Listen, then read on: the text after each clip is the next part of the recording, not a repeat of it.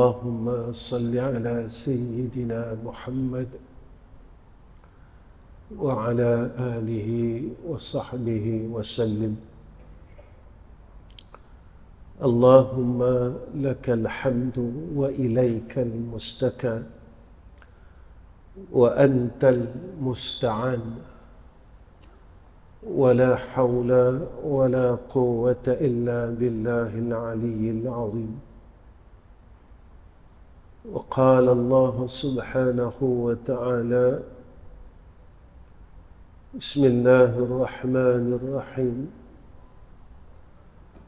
والعصر إن الإنسان لفي خسر إلا الذين آمنوا وعملوا الصالحات وتواصوا بالحق وتواصوا بالصبر.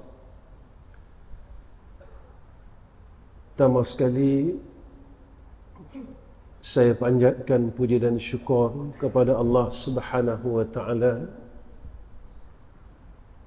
Dengan pertolongan daripada Allah, hidayah dan taufik daripada Allah, serta rahmat daripada Allah, malam ini kita dapat bersama-sama di dalam masjid ini.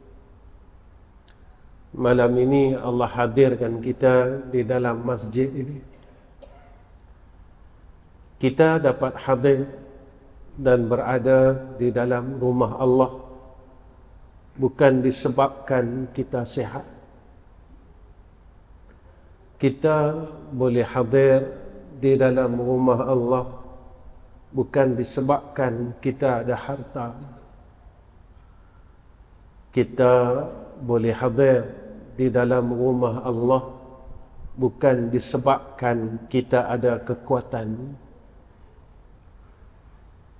Tetapi kehadiran kita adalah ketentuan daripada Allah yang memberikan kita kekuatan untuk berbuat kebaikan.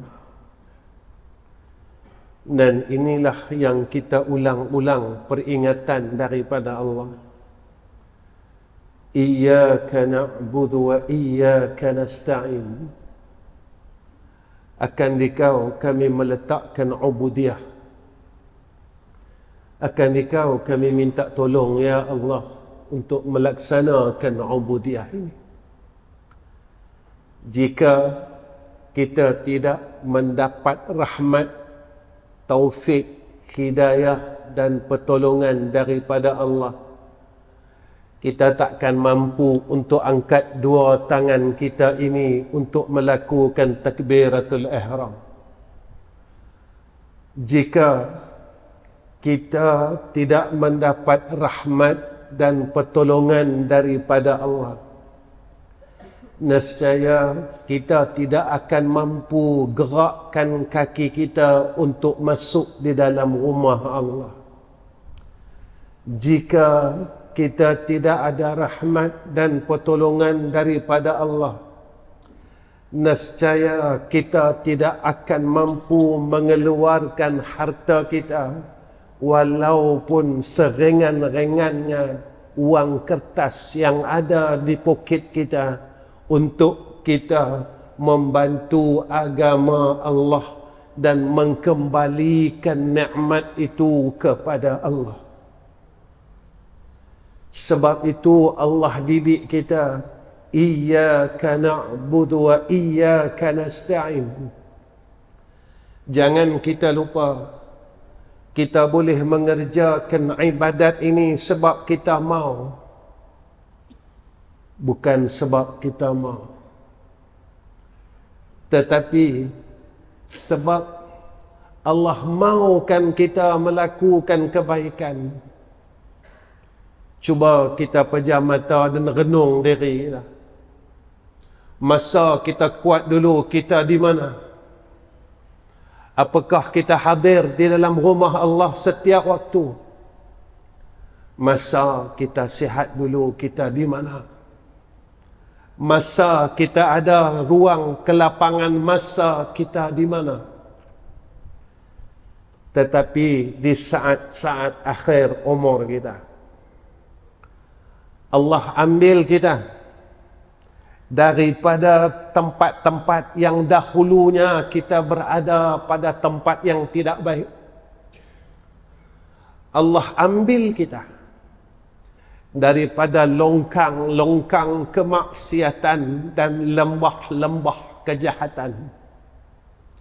Lalu Allah letakkan kita di dalam tempat yang paling baik, iaitu di dalam rumah Allah. Allah nyatakan kepada kita, siapa yang memasuki rumah Allah, maka ia akan ada dikurniakan oleh Allah satu sifat yang dikatakan ketenangan. Sebab itu kita kena terima kasih dengan Allah. Inilah yang Allah nyatakan di dalam Al-Quran. La in syakartum la azidannakum wa la in kafartum inna azabi lasyadid. Sebab apa, tuan-tuan? Kita masih berada dalam satu zaman yang kita masih mudah lagi buat baik. Kita masih lagi berada di dalam satu masa yang kita masih senang untuk buat baik. Dan akan sampai satu masa, tatkala itu Nabi kata, orang yang berbuat baik ini hanya tinggal sedikit saja. Kerana Nabi pesan pada saat itu, Nabi kata, saat itu kita mau beramal dengan amal yang baik ini seperti mana kita sedang memegang bara api yang terlalu panas. Orang yang benar-benar inginkan syurga Allah, orang ni saja yang akan menanggung kesakitan bara api itu. Bara api apakah yang dinyatakan oleh Nabi kita Muhammad sallallahu alaihi wasallam? Yaitu misal yang diberikan kepada kita oleh Rasulullah. Saat itu, saat orang berbuat baik sedikit dan fitnah untuk kita berbuat baik ini ujiannya terlalu besar. Kerana Nabi kata di keliling kita semua orang sedang berbuat kejahatan. Di keliling kita semua orang tidak mahu membantu kita untuk berbuat baik. Kita bukan berada pada 40 tahun yang dulu. Zaman dahulu, apabila kita mau berbuat baik, maka orang sekeliling kita akan bantu kita. Zaman sekarang, ketika kita mau berbuat baik, maka tak ada siapa yang ingin bantu kita. Tak ada siapa yang mau pimpin tangan kita. Tak ada siapa yang mau tengok dan pandang ketika kita jatuh. Tetapi zaman ini, ketika orang berbuat kejahatan dan kemaksiatan, maka berbondong-bondong manusia itu ingin membantu mereka. Maka tuan-tuan, sebelum sampai saatnya kita susah nak buat baik, maka janganlah tangguhkan akan kebaikan yang kita nak buat. Sebelum sampai masanya kita berada dikelilingi orang yang berbuat kejahatan, maka ketika itu kita berubahlah untuk menjadi orang yang lebih baik. Allah tak minta banyak dengan kita, tuan-tuan. Allah minta kita jadi orang baik saja. Kalau seorang ayah, jadilah ayah yang baik. Jika seorang ibu, jadilah seorang ibu yang baik. Jika seorang anak, jadilah seorang anak yang baik. Jika seorang kawan, jadilah seorang kawan yang baik. Jika seorang yang berilmu, jadilah ahli ilmu yang baik. Jika kita seorang ahlul ibadah, maka jadilah ahlul abid yang baik. Jika kita seorang jiran, maka jadilah jiran yang baik. Tuan-tuan, hidup ini untuk kita mendapat jannah Allah, untuk kita masuk syurga Allah, untuk kita keluarkan diri kita daripada neraka Allah. Bukan setakat kita sujud saja dengan Allah, bukan setakat kita semayang 5 waktu, bukan setakat kita puasa Rejab, bukan sekadar kita puasa Isnin dan Khamis, bukan sekadar kita puasa pada bulan Ramadan, bukan sekadar kita melaksanakan haji dan umrah, bukan sekadar kita memberikan sedekah di tabung-tabung masjid. Tetapi jika mana kita gagal dengan tuntutan hablum minan nas, maka hablum minallah yang kita laksanakan, kita akan digagalkan oleh Allah Subhanahu wa ta'ala. Akhir-akhir ini, tuan-tuan, saya selalu tekankan kepada di dalam kuliah saya, kita bangga kita semayangnya banyak, kita bangga kita puasa sunat Isnin dan Khamis, kita bangga kita dapat pergi umrah setiap tahun, kita bangga kita dapat khatamkan Al-Quran dalam bulan Ramadan. Tetapi jika kita gagal dengan ibu dan ayah kita, maka semuanya akan digagalkan oleh Allah. Sembahyang kita, puasa kita, semuanya dikira gagal pada sisi Allah Subhanahu wa ta'ala. Tuan-tuan, seorang ahli ibadah pernah digagalkan. Gagal ia kerana ia tidak menyaut akan panggilan seorang ibunya. Saya renung diri saya. Tuan-tuan renung diri tuan-tuan. Apakah kita telah berjaya menjadi anak yang baik? Saya renung diri saya. Tuan-tuan renung diri tuan-tuan. Apakah kita berjaya menjadi jiran yang baik? Saya renung diri saya. Tuan-tuan renung diri tuan-tuan. Apakah kita telah menjadi insan yang baik? Kita tidak gagal kepada mak dan ayah kita. Kita tak gagal kepada jiran kita. Kita tak gagal pada anak dan isteri kita. Pasal apa, tuan-tuan? Nabi bagi tahu kita, jika kita ini nak mengaku kita ini sebagai orang saleh, Nabi kata tanya 2 golongan ini. Yang pertamanya Nabi kata tanya isteri dan anak-anak.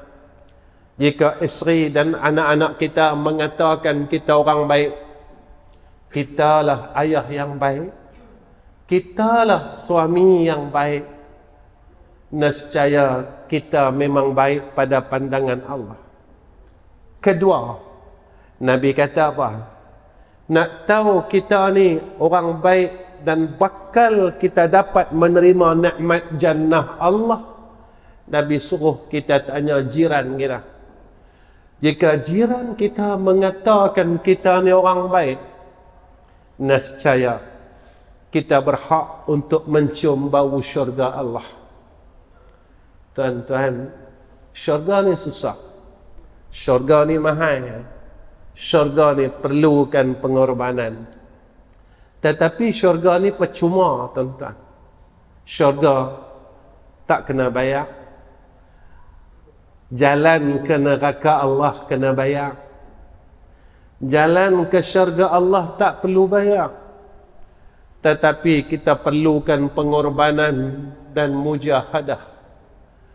Untuk kita dapat semayang yang wajib, kita laksanakan semayang ini kerana kita takut jika aku meninggalkan salat fardu maghrib, maka aku akan masuk neraka Allah.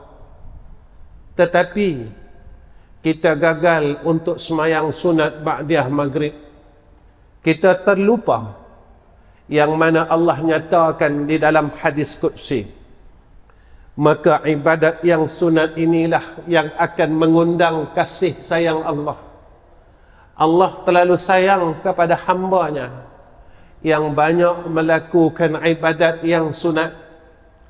Tuan-tuan, salat ini, salat fardu maghrib kita laksanakan sebab kita memandang neraka Allah. Tetapi umur yang Allah bagi kepada kita, apa yang kita buat? Sebab Sayyidina Rasul menyatakan kepada kita, setiap anak Adam ini tidak akan berganjak daripada padang mahsyar sebelum ia selesai ditanya akan beberapa persoalan dan pertanyaan daripada Allah. Antara pertanyaannya, umur yang Allah beri kepada kita, apa yang kita buat? Di manakah kita telah salurkan umur ini? Kita akan jawab di hadapan Allah satu persatu. Kita boleh tipu seluruh manusia yang ada di dunia ini, tetapi kita takkan mampu menipu Allah Subhanahu wa ta'ala. Sebab itu, tuan-tuan, kita jangan lupa, di mana kita nak letakkan malaikat yang bernama kiraman katibin? Siapa yang kita ingin tipu, tuan-tuan? Di mana yang kita ingin sembunyikan umur kita? Maka umur kita akan ditanya oleh Allah satu sehingga selesai. Sebab itu Allah ingatkan kita, thumma latus'alunna yawma idzin 'anil na'im. Setiap nikmat yang Allah telah kurniakan kepada kita, Allah akan tanya tentang. Kemudian Allah akan tanya kepada kita harta kita. Di mana kita telah buangkan harta kita? Di mana kita telah gunakan duit kita selama hidup ini? Maka kita sentiasa dicatat oleh malaikat Allah. Setiap harta kita yang kita keluarkan, semua dalam catatan Allah. Semua dalam catatan malaikat Allah. Kita tak mampu lari daripada Allah, tuan-tuan. Tuan-tuan, manusia ni, dia akan sentiasa jatuh pada kesalahan. Sebab itu kata ulama, walaupun berkali-kali kita jatuh kepada kesalahan, tetapi kita tidak pernah bosan dan serik untuk meminta ampun kepada Allah. Maka inilah hamba yang di dalam pandangan Allah Subhanahu wa ta'ala. Sebab itu Allah nyatakan di dalam Al-Quran, innallaha yuhibbut tawwabina wa yuhibbul mutatahhirin. Sesungguhnya Allah sangat kasih kepada hamba-Nya yang bertaubat dan hamba-Nya yang membersihkan dirinya. Sentiasa ia melihat setiap kesalahan dia dan kesilapan dia. Satu hari orang bertanya kepada Sayyidatina Aisyah, wahai Sayyidatina Aisyah, siapakah orang yang baik? Maka Sayyidatina Aisyah menyatakan, yaitu orang yang hati dia sentiasa rasa bersalah dengan Allah. Dan kata Sayyidatina Aisyah, orang yang paling jahat adalah orang yang tidak pernah rasa bersalah dengan Allah Subhanahu wa ta'ala. Tuan-tuan, saya tanya dari saya dan tuan-tuan tanyalah dari tuan-tuan, bilakah hari terakhir kita rasa bersalah dengan Allah? Saya tanya dari saya dan tuan-tuan tanya dari tuan-tuan, bilakah bulan terakhir kita rasa bersalah dengan Allah? Saya ada salah apa, Ustaz? Saya semayang, saya puasa, saya zakat, saya haji. Beginilah yang disebutkan oleh ulama di dalam kitab Sirajut Talibin. Aku heran, dia kata, orang melaksanakan satu kewajipan tetapi dia meninggalkan satu kewajipan yang lain. Saya tanya diri saya, wahai Ahmad Rizam bin Ghazali, selesai tak kamu daripada mengikis sifat sombong di dalam diri kamu? Sombong ini dosa, tuan-tuan. Nabi pesan dekat kita. Nabi kata tidak akan sekali-kali orang yang ada di dalam hatinya sebesar zarah, orang yang ada sifat kesombongan dan riak. Nabi kata, saya tengok diri saya sombong tak dengan Allah? Saya sombong tak dengan semua orang? Jika masih ada kesombongan, maka saya tidak akan dibenarkan masuk jannah Allah Subhanahu wa ta'ala. Tuan-tuan, terlupakah seorang makhluk yang dihalau daripada syurga disebabkan kesombongannya? Yang Allah bagi tahu kita sifatnya, kata Allah, aba wastakbara wa kana minal kafirin.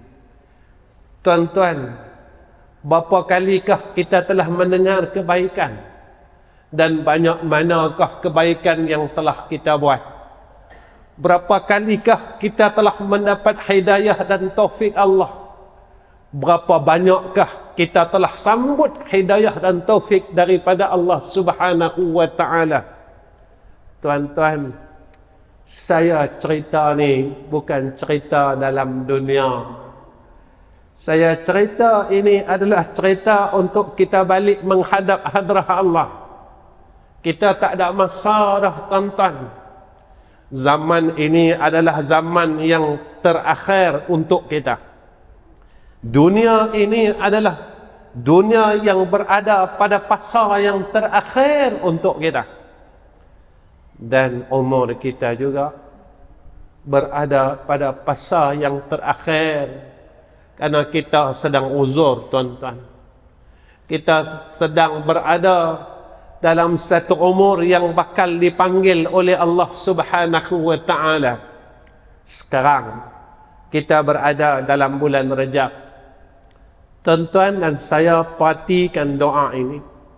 Allahumma barik lana fi Rajab wa Sya'ban wa ballighna Ramadan. Ya Allah, berkatkan kami di dalam bulan Rajab dan bulan Sya'ban. Sampaikan umur kami kepada bulan Ramadan. Doa ini adalah doa Sayyidina Rasulina Muhammad sallallahu alaihi wasallam. Nabi meminta, tuan-tuan, 1400 tahun yang dulu, ya Allah, sampaikan umurku di dalam bulan Ramadan. Sampaikan umurku kepada bulan Ramadan. Tuan-tuan, kenapa Ustaz saya bawa doa ini kepada tuan-tuan? Tuan-tuan perasan bila nak sampai saja bulan Ramadan, kita banyak dengar berita kematian. Tuan-tuan perasan tak? Bila nak masuk saja Ramadan, kita dengar banyak berita kematian. Kawan tu mati, kawan ni mati, kawan tu mati, kawan ni mati, tuan-tuan. Pada tahun ini, siapakah yang Allah pilih? Siapakah yang Allah pilih ia mati sebelum Ramadan? Siapakah Allah pilih yang akan hidup sehingga Ramadan?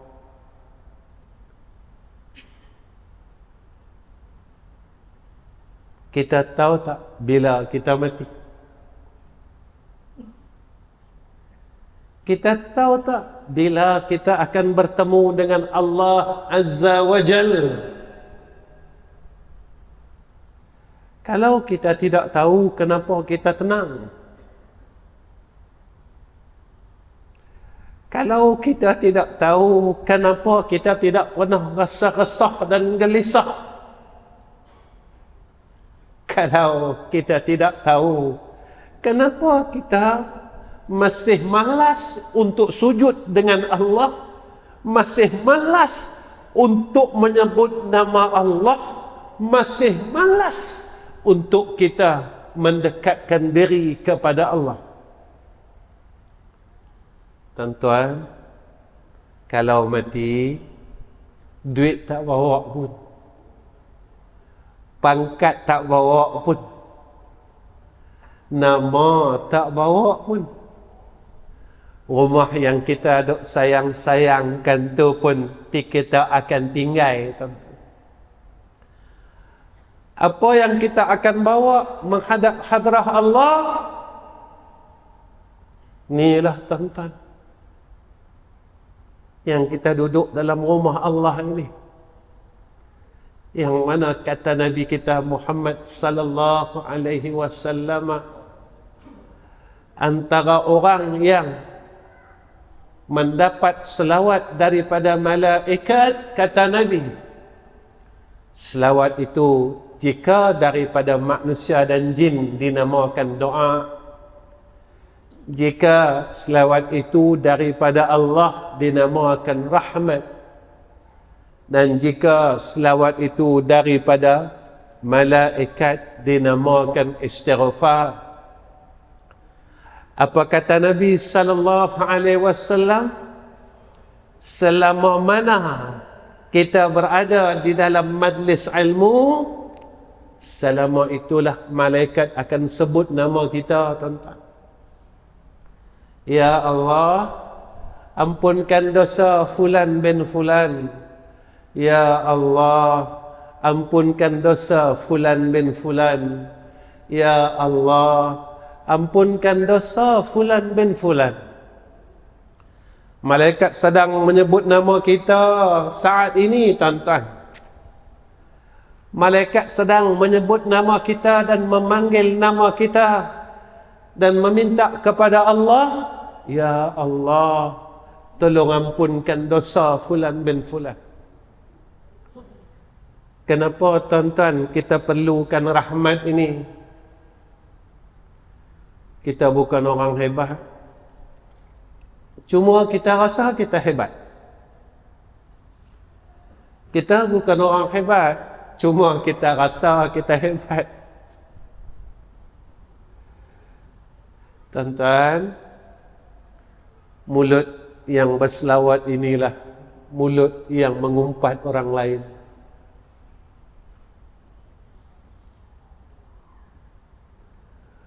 Mulut yang membaca Al-Quran inilah mulut yang sama, mulut yang menghina orang lain. Mulut yang membaca Fatihah di dalam sembahyang, mulut ini juga yang memaki orang lain.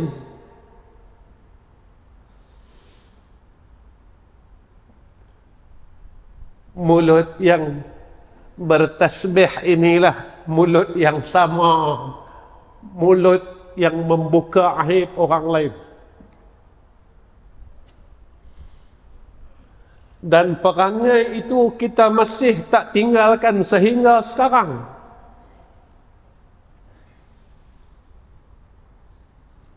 Maksiat itu kita masih kekal sehingga sekarang. Kejahatan itu masih kita amalkan sehingga sekarang. Kita memang sembahyang, dalam masa yang sama kita buka aib orang. Kita memang puasa, dalam masa yang sama kita maki orang lain. Maksiat yang sama inilah yang kita buat sehingga hari ini. Apa kata ulama? Siapa orang fasik? Maka kata ulama, orang yang masih mengekalkan dosa kecil dan dosa besar. Di mana tempat orang fasik? وأما الذين فسقوا فمأواهم النار كلما أرادوا أن يخرجوا منها أعيذوا فيها وقيل لهم ذوقوا عذاب النار الذي كنتم به تكذبون.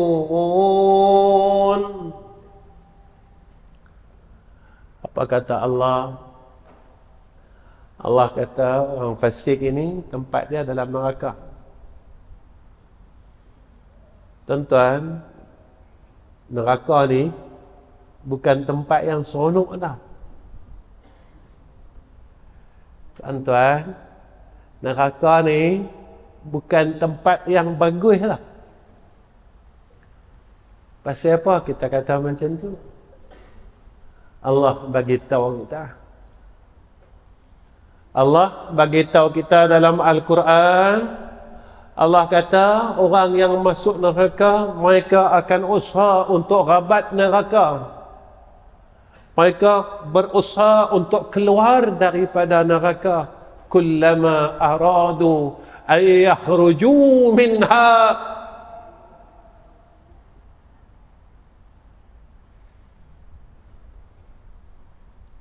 Apa kata Allah? Aradu ay yakhruju minha. Orang yang masuk neraka ni dia akan berusaha. Mereka ini mau aradu ay yakhruju minha, kata Allah. Tuan-tuan, bukan kata saya. Yang kata ni Allah. Tuan-tuan, kalau kata Allah kita tak percaya, kita nak percaya kata siapa? Kalau kata Allah kita tak ambil tahu, kita ambil ringan, kita nak pegang kata siapa? Kalau kata Allah kita ingkar, kita nak dengar kata siapa? Allah kata, Allah bagi tahu kat kita, saya nak ingatkan diri saya. Sayangnya Allah dekat kita. Kita tak masuk neraka lagi, tuan-tuan, tapi Allah bagi tahu kita tentang neraka. Kita tak masuk liang lahat lagi. Saya nak cerita ni, tuan-tuan, yang Allah ni terlalu sayang dekat kita. Kita tak masuk liang lagi. Tapi Allah bagi tahu kita liang lahat ni susah. Saya, tuan-tuan yang ada pada malam ni, tak pernah lagi masuk liang lahat, duduk liang lahat, tak pernah mati lagi. Sayangnya Allah kat kita. Allah bagi tahu kat kita siap-siap. Nabi bagi tahu kat kita siap-siap. Sayangnya Allah kat kita.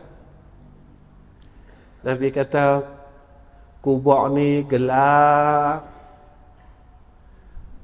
Nabi kata yang hang duk sayang-sayang, hang yang duk peluk-peluk tu, yang hang tak mau tinggal tu, yang hang rasa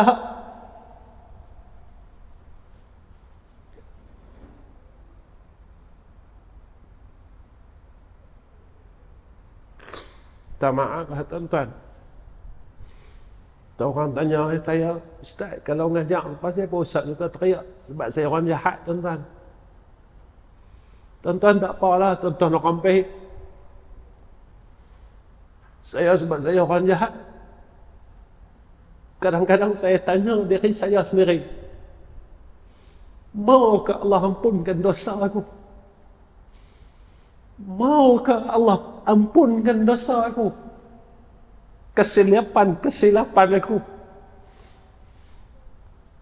kejahatan aku, Saya pernah tanya tuan-tuan diri saya pernah cakap macam tu.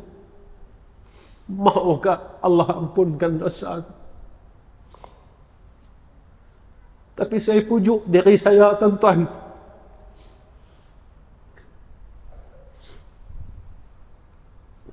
Saya suka pujuk diri saya. Saya kata, Ahmad Rizam, rahmat Allah ni luah. Saya sampai pujuk diri saya kata, ya Allah, kalau saya tak boleh masuk syurga pun tak apa. Sebab salah saya rasa Allah takkan ampunkan kesilapan saya minta dengan Allah, ya Allah, kalau aku tak boleh masuk syurga, aku duduk depan pintu pun tak apa. Cuma saya tak mampu untuk masuk neraka Allah. Walaupun aku tak boleh nak dapat nikmat syurga, sebab saya tak mampu nak masuk syurga, saya dapat tengok ahli syurga pun jadilah tuan-tuan. Sebab itu tuan-tuan, kita ni, kalau kita rasa kita nak masuk syurga, memang kita tak mampu. Tetapi setiap hari tuan-tuan, saya pesan dengan diri saya, kita harap Allah keluarkan kita dulu daripada api neraka dia. Kita berharap Allah keluarkan kita daripada api neraka dia. Jangan berangan dulu tuan-tuan untuk masuk syurga Allah. Kerana setiap kesalahan kita, fitrahnya sebagai seorang manusia, kita akan lupakan kesalahan-kesalahan kita. Dan fitrah seorang manusia, dia akan ingat seluruh kebaikan-kebaikan yang pernah dia buat, sehingga dia lupa yang mana kesalahan-kesalahan dia dulu. Apakah Allah akan siarkan besok di yaumul mahsyar, ataupun Allah akan padamkan kesalahannya kerana dia tak pernah berhenti minta ampun dengan Allah Subhanahu wa ta'ala. Tuan-tuan, saya pesan dengan diri saya dan tuan-tuan, walaupun kita ni bukan orang baik, bukan seorang laki-laki yang baik, tetapi janganlah kita bosan untuk berbuat baik. Sebab Allah Subhanahu wa ta'ala sentiasa melihat hamba-Nya. Kita jatuh dan bangun dengan kejahatan, kita jatuh, kita bangun, kita jatuh buat jahat. Jangan terus jatuh, khususnya anak-anak muda. Kami telah melalui zaman muda seperti mana kalian. Kami yang telah berumur ini telah melalui zaman muda seperti umur kalian. Kami rasa ingin berpatah balik untuk mendapat rahmat daripada Allah Subhanahu wa ta'ala. Tetapi perkara itu tidak mungkin berlaku pada hidup kami, kerana umur kami berada pada umur kematian.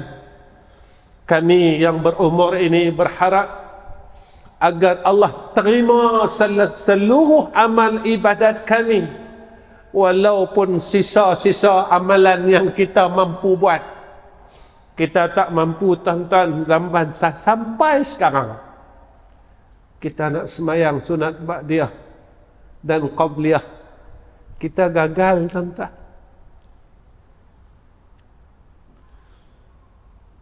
Kita nak penuhkan qabliyah ba'diyah, umur kita ni kita gagal.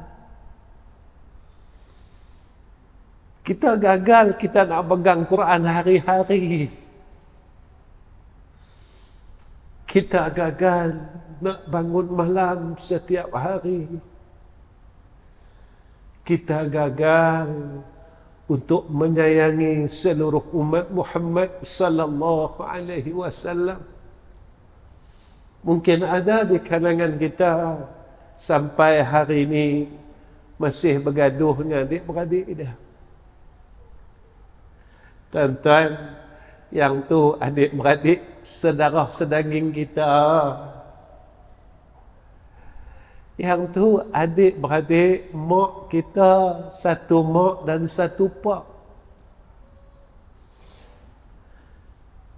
Allah kata apa kat kita? Allah pesan kat kita, rahim itu daripada sifat aku, kata Allah. Siapa yang memutuskan silaturahim, dia telah memutuskan hubungannya dengan aku, kata Allah. Tuan-tuan, kalau ada antara kita yang sedang putuskan hubungannya dengan adik-beradik dia, mulai malam ini saya berseru, hubungkanlah silah itu. Kerana kita sedang memutuskan hubungan kita dengan Allah Rabbul Jalal. Kerana kita telah memutuskan hubungan kita dengan Allah Rabbul Azzah. Tuan-tuan, kita jangan ingat perkara ini terlalu kecil dalam hidup ini. Besok apabila kita di padang mahsyar, kita tidak akan boleh bergerak, menggerakkan dan meninggalkan kaki kita daripada padang mahsyar sebelum Allah tanya kita ilmu yang Allah bagi dekat kita apa kita buat.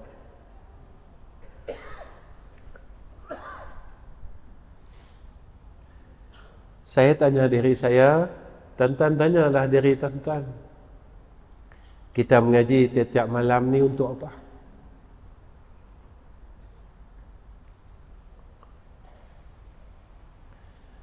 Saya tanya diri saya, tuan-tuan tanyalah diri tuan-tuan, aku mengaji ni untuk apa?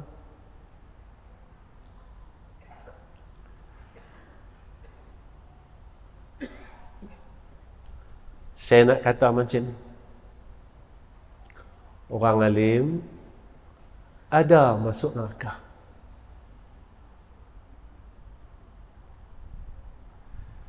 Satu golongan saja yang tak ada masuk neraka, tuan-tuan. Siapa dia? Orang yang bertakwa kepada Allah. Sebab itu, tuan-tuan, Imam Al-Ghazali rahimahullahu ta'ala, saat lagi saya berhenti nak. Apa kata Imam Ghazali rahimahullahu ta'ala? Ilmu yang manfaat ini, kata Imam Ghazali, semakin dia mengaji, semakin dia kenal siapa Allah. Kita kenal siapa diri kita, kita kenal siapa Allah. Kalau kita kenal diri kita, kita kenal siapa Allah, kita takkan mampu nak sombong dan belagak dengan Allah.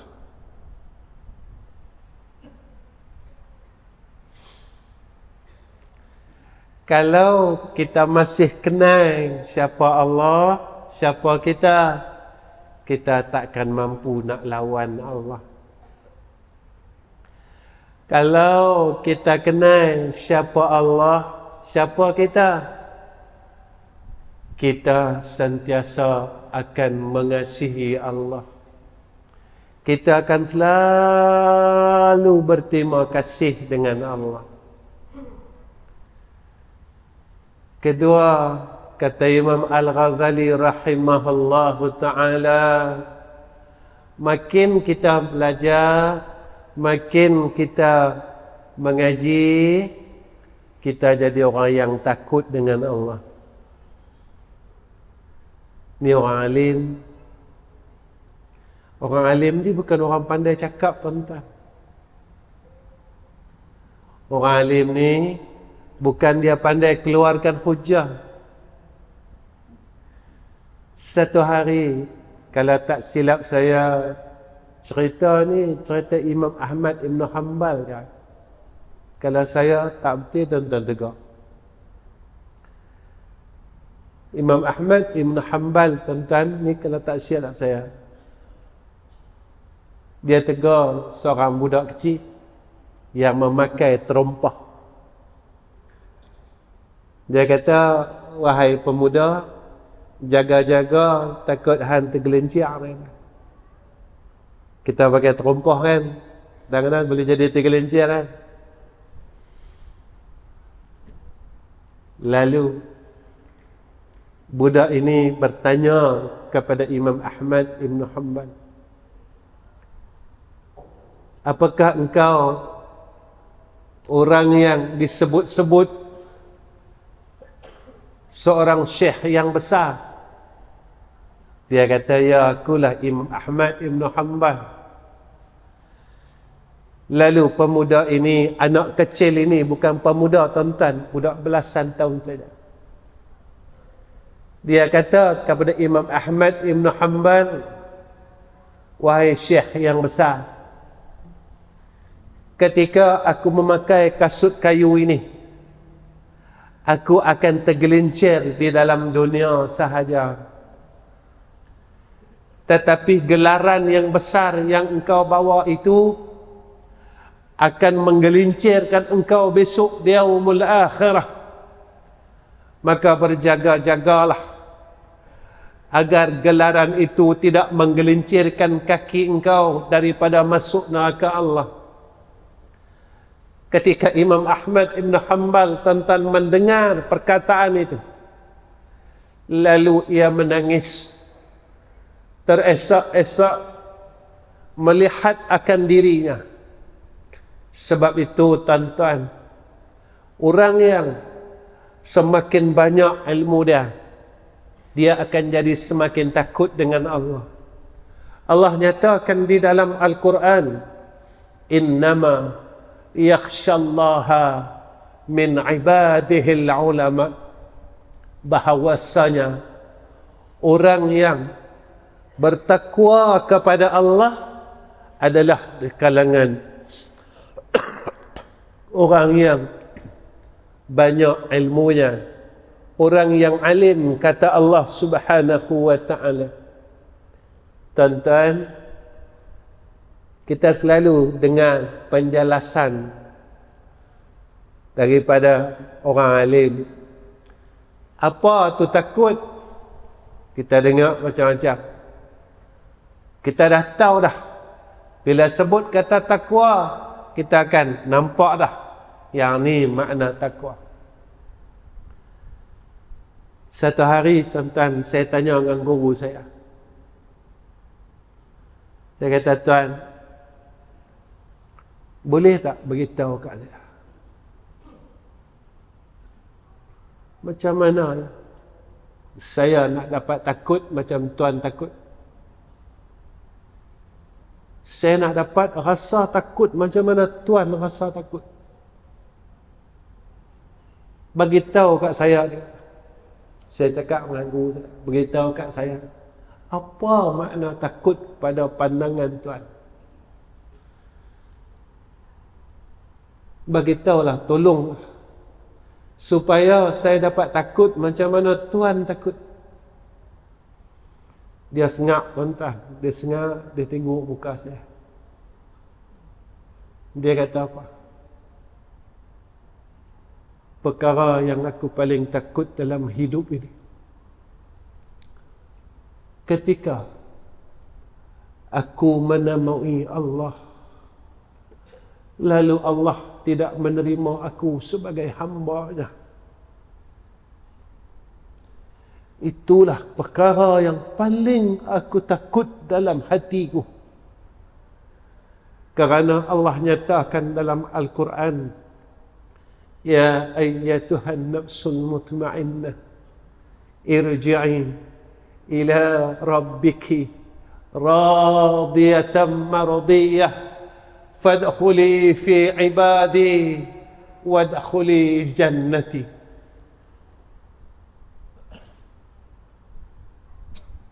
Tuan-tuan, Pernah tak kita rasa ketakutan? Allah bagi kita modal 50 tahun, 60 tahun, 70 tahun, tapi kita masih gagal jadi orang baik. Allah bagi kita modal. Umur ni modal, tuan-tuan. Umur ni modal. Sihat ni modal. Harta ni modal. Kita buat apa yang Allah bagi modal kat kita? Modal yang Allah bagi kat kita, kita buat apa?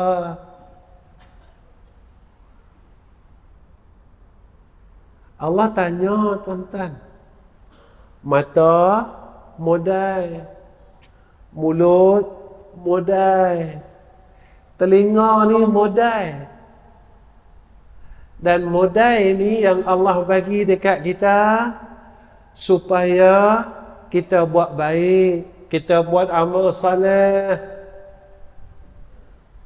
Tiba-tiba modal yang Allah bagi kepada kita, kita lawan dia balik. Modal yang Allah bagi kepada kita, kita lawan Allah balik. Saya tengok diri saya, tuan-tuan tengoklah diri tuan-tuan. Mampu tak kita masuk syurga? Akhir kalam saya, sebagai seorang laki-laki, maka berusahalah menjadi laki-laki yang baik.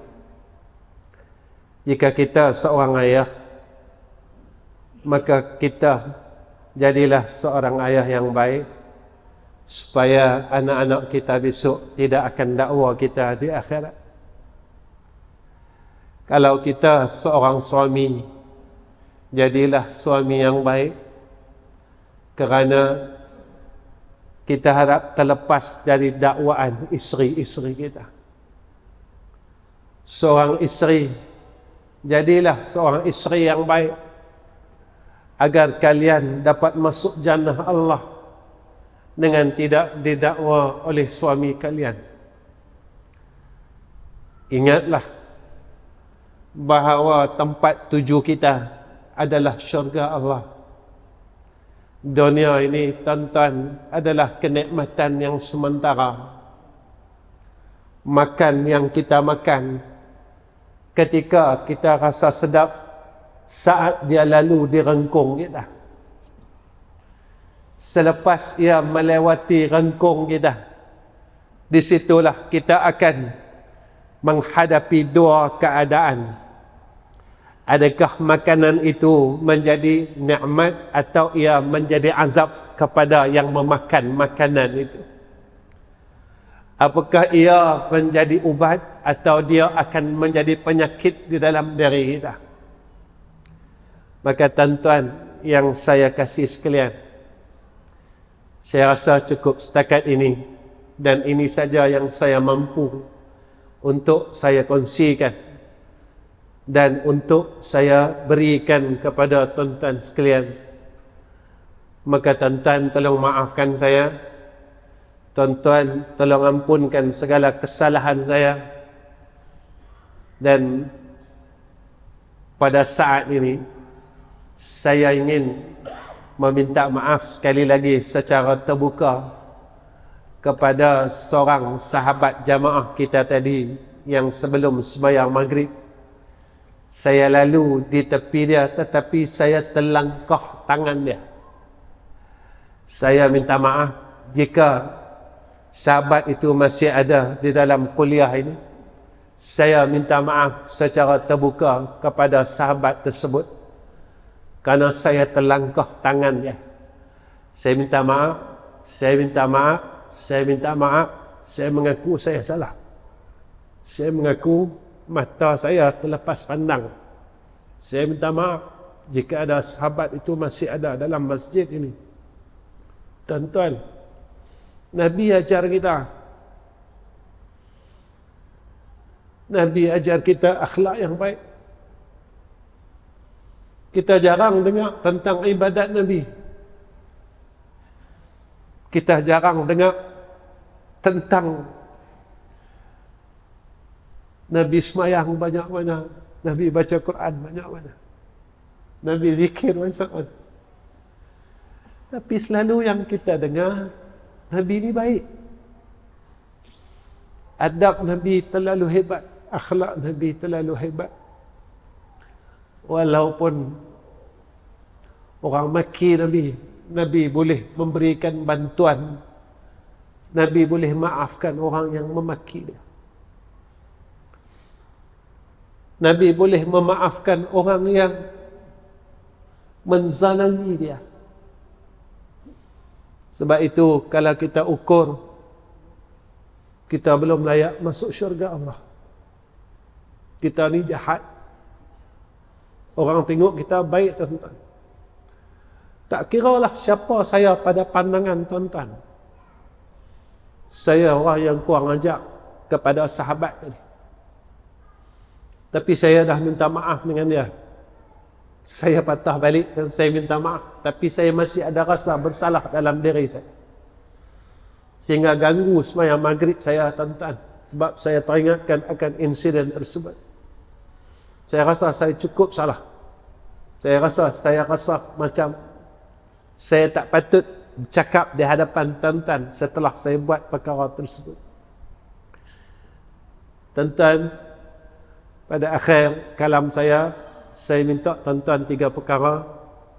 Pertama, tuan-tuan tolong doakan saya, isteri dan anak-anak, seluruh keluarga saya, cucu saya dan orang yang berada di sekeliling saya. Mudah-mudahan kami dapat jadi orang saleh, dapat jadi orang baik, mati dalam keadaan yang baik. Mudah-mudahan Allah terima saya dan terima kami semua tatkala kami bertemu dengan Allah Subhanahu wa taala. Yang keduanya, saya minta tuan-tuan tolong doakan madrasah saya. Saya ada 3 madrasah, 2 di Selangor dan 1 di Kuala Terengganu. Di Kuala Terengganu itu, tuan-tuan, kami sedang bina madrasah itu dan masih dalam pembinaan. Yang kami sekarang ini sedang membina masjid yang masih belum siap. Tak ada bangunan lain. Saya baru buat 1 bangunan, iaitu masjid. Kawan-kawan tanya saya, Ustaz, kenapa Ustaz tak buat asrama dulu? Madrasah saya yang 2 tu pun sama. Kami buat masjid dulu, kami buat surau dulu, baru kami buat asrama. Orang tanya saya, Ustaz, pasal apa Ustaz tak buat asrama dulu, tak buat rumah dulu, saya buat masjid dulu? Saya kata, kalian lupa tatkala hijrah Nabi kita Muhammad sallallahu alaihi wasallam, bangunan yang pertama yang Nabi bina adalah masjid. Selepas Nabi bina masjid, baru Nabi bina rumah.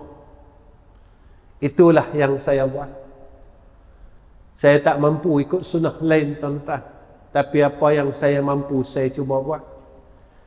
Tuan-tuan tolong doakan progres pembinaan madrasah itu dapat berjalan dengan baik. Kenapa saya minta doa, tuan-tuan? Sebab saya buka madrasah tak macam orang lain. Saya tak ambil apa-apa yuran daripada pelajar saya setiap bulan. Makan, minum dan apa pun bayaran daripada pelajar kami. Sekolah saya masih baru. 1 berumur 40 tahun dan 1 lagi berumur 24 tahun. Yang di Kuala Terengganu ini lebih kurang dalam setahun dah kot. Kami dalam proses pembinaan. Tuan-tuan tolong doa nah. Boleh dah, tuan-tuan? Ya Allah, mudahkan urusan dia. Dan tuan-tuan tolong doakan mudah-mudahan dana pembinaan dan beberapa dana yang lain dapat kami selesaikan dengan baik. Antara perkara yang terdekat, tuan-tuan jangan rasa Ustaz cakap ni Ustaz buat kutipan kah? Dah, saya tak minta duit tuan-tuan tak. Saya minta doa saja. Tuan-tuan jangan risau. Ustaz kami sayang, kata kami Ustaz, tak apa, buat terus saja. Saya minta tuan-tuan tolong doa saja.